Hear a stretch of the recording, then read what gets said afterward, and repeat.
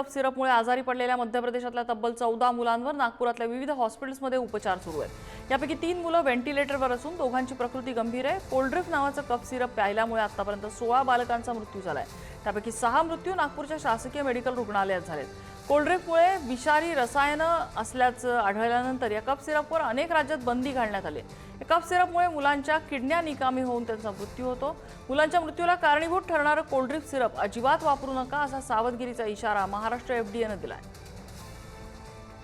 मध्य प्रदेशातील छिंदवाडा जिल्ह्यातील काही मुलं जे आहेत ते नागपुरात उपचारासाठी आलेले होते आणि नंतर त्यांचा मृत्यू झाला।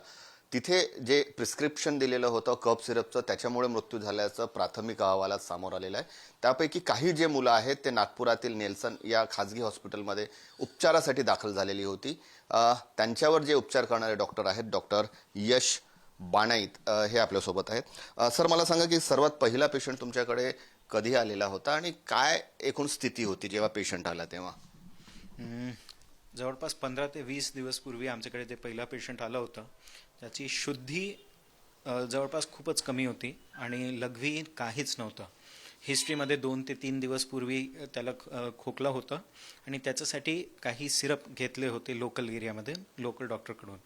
आमच्याकडे ते आम्ही म्हणतो रिनल शटडाऊन किंवा ARF अक्यूट रिनल फेलियर, जेव्हा लघवी नव्हती आणि युरिया क्रिएटिनिन खूप जास्त वाढलं होतं। कधी कधी हे टेम्पररी रिनल फेलियर असतो हे बघून आम्ही पोटाचा डायलिसिस पेरिटोनियल डायलिसिस सुरू करावं लागलं आणि तरी पण बाळांमध्ये काही चांगलं सुधार नव्हतं।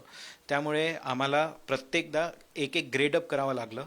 हृदयाची गती चालवण्यासाठी आयनोट्रॉप्स म्हणजे आम्हाला काही औषधी पण द्यावं लागली। त्यापैकी एक बाळ तर आल्याबरोबर 3 तासात बाळ गेलं, पण बाकीचे जे 6 बाळ होते त्यापैकी एक बाळ सर्वाईव्ह केलं।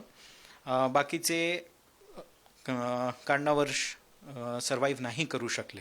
सध्या काही पेशंट आहेत का तुमच्याकडे? नाही, आता जे पेशंट होते ते एक बरं झालं आणि तो डिस्चार्ज झाला। आता ॲट प्रेझेंट आमच्याकडे पेशंट नाही। खूप खूप धन्यवाद।